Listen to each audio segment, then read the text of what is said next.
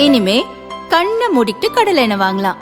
ஏன்னா மந்த்ரா கடலை எண்ணெய் இதயத்தின் தயாரிப்பு. வறுக்க பொரிக்க ஏன் எல்லா சமையலுக்கும் மந்த்ரா தான். மந்த்ரா கடலை எண்ணெய், அபார ருசி, ஆரோக்கியமான உடல் நலம்.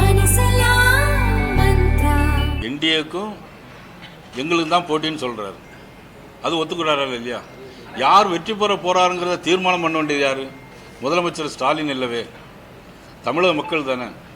தேர்தல் தேதி அறிவிக்கணும், தேர்தல் நடக்கணும், மக்கள் வாக்களிக்கணும். அதன் பிறகு தானே வெற்றி வாய்ப்பு தீர்மானம் பண்ண முடியும். தமிழக மக்கள் இப்போ நாங்களும் தான் சொல்லி 200 இடத்துக்கு மேல் நாங்கள் உறுதியாக வெற்றி பெறுவோம்.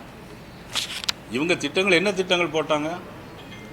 1000 ரூபா கொடுப்போம்னு சொன்னாங்க. ஆட்சி பொறுப்பு வந்த உடனே 1000 ரூபா கொடுப்போம்னு சொன்னாங்க. 28 மாதம் கொடுக்கல.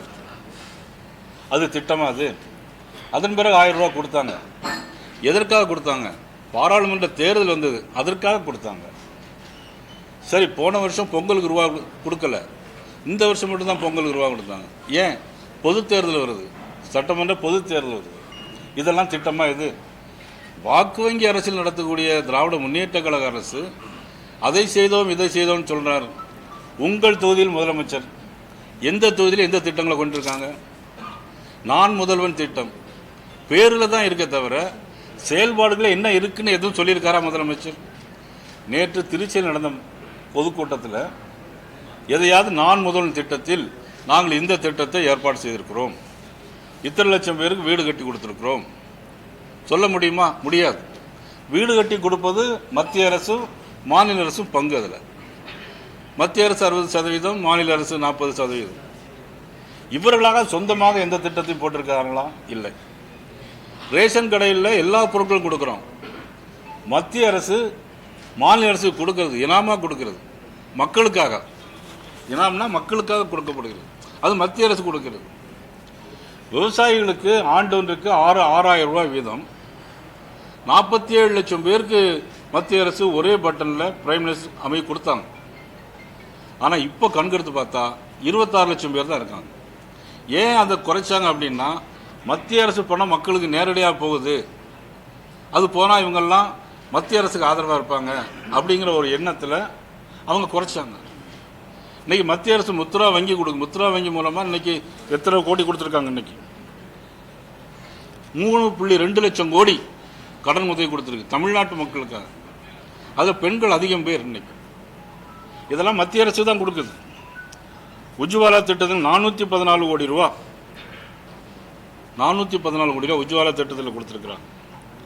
பிரதமரி நகர்ப்புற வீட்டு வசதி திட்டத்தின் கீழ் 15,804 கோடி மதிப்பீட்டில் கொடுத்துருக்காங்க.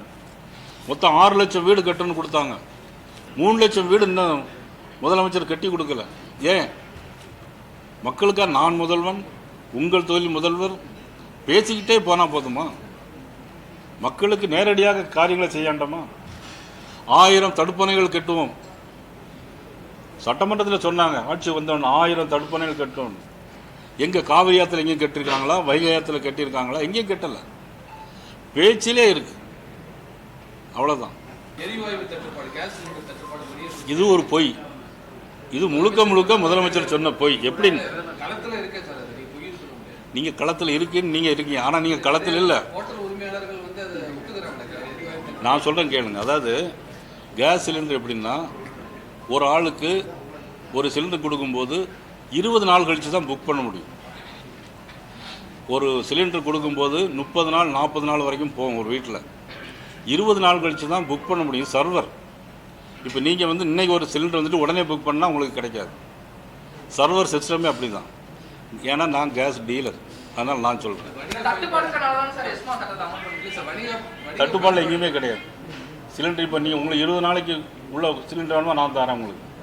இல்லை, நீங்கள் எங்கே புக் பண்ணுறீங்களோ நான் தரேன். உங்களுக்கு எங்கே வேணுமோ நான் தர சொல்கிறேன். அதான் ஹோட்டலில் உணவு குறைச்சதுக்கும் சிலிண்டருக்கும் சம்பந்தமே கிடையாது.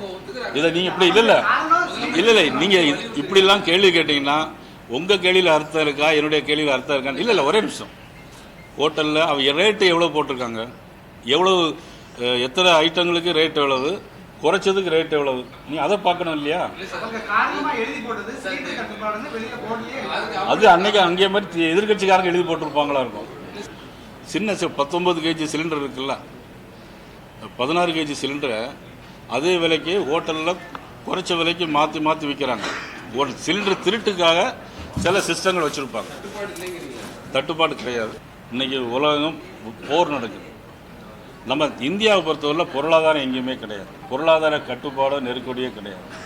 இன்றைக்கி எல்லா ஆயில் விலை கூடியிருக்கு. ஆனால் இந்தியாவில் இன்றைக்கி டீசல் விலை, பெட்ரோல் விலை இன்றைக்கி 1 பைசாவும் நான் கூட்டலை. எந்த அளவு இருக்கோ அதே மாதிரி.